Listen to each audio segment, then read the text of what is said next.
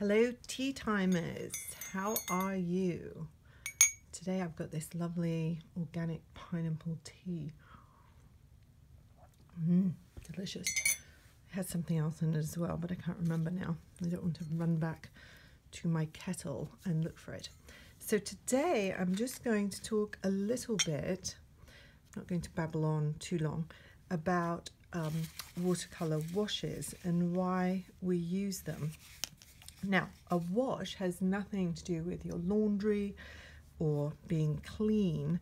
It's something that we use in watercolor to attain an area covered in watercolor paper that is larger than one brush stroke. So if you want to get an area that is larger than one brush stroke without getting brush marks in the paper. So if you were doing a painting, say you were doing an acrylic painting, normally you have brush marks all over the place. But with watercolor paper, what we use is a wash that gives you an area that doesn't have any brush marks. Now you can wet the paper first, or you can do it on dry paper. If you wet the paper first, you wet the area where you want the wash, and what happens is when you put the paint into the paper, that paint will stay within the boundaries of that paper. Can you see that? It's almost like putting a little fence around your watercolor, and then you can tip it, and you see how that stays in its little fenced in area, but the paint is moving. Now this wet in wet method is really fabulous for skies. Remember when you told you before, when you do watercolor, you want lots of clean water. So I always have a couple of pots of water. So if you want to do a little sky, you can wet the paper like this, and then you can go into your little puddle and you can just drag some paint across the page and then tip. Now this is Payne's Grey that I'm using. Payne's Grey makes like really fabulous grey skies. If you want something that looks a bit like a stormy, cloudy day, Payne's Grey is absolutely fantastic. So if you want to play with doing some little skies, I've just got a little baby landscape that I'm working on here.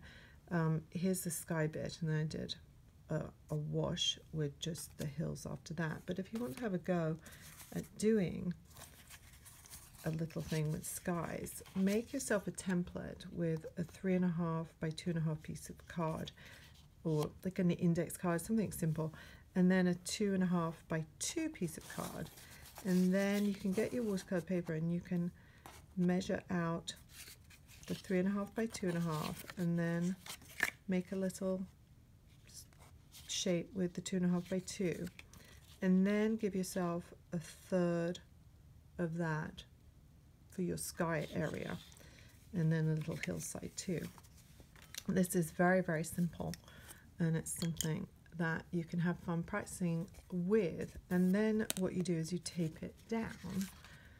Now when we do large washes, what you would do is you would do something called stretching your paper, which is still time consuming.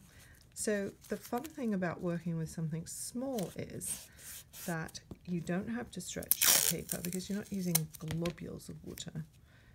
And then the paper won't get all wrinkly and buckle.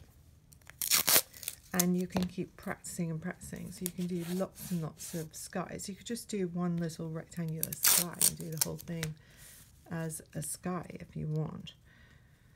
So if you tape that down, you've got this little baby rectangle, and you can wet this little area up here. So you want to pull, in fact I'm going to go over my little mountainous area too.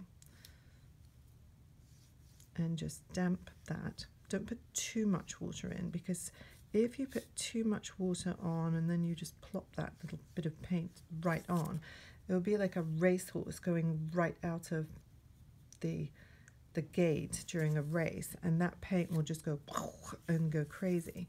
So you can see, if you tip the paint, that this paper is damp. If it's really, really dry, or if it's dry at all actually, the paint doesn't move. If it's really, really wet, the paint moves like crazy and you have no control. It just like goes berserk. And then you can have fun just tipping this stuff around and making these cloudy shapes. Make sure that you leave some white spaces, and don't worry about that little mountain thing, because you can just go straight over that with, when this is dry, go straight over that with another wash. Don't put any water down, and you'll have a little cloud with then mountain. So have some fun with that. It's a very simple little practice thing. Make lots of these little rectangles and then practice, practice, practice, and you can do some clouds. And over the weeks I'll pop in another part of this and show you some other techniques. Have fun, tea timers. Go and find some nice real tea and have a lovely cup and a great week.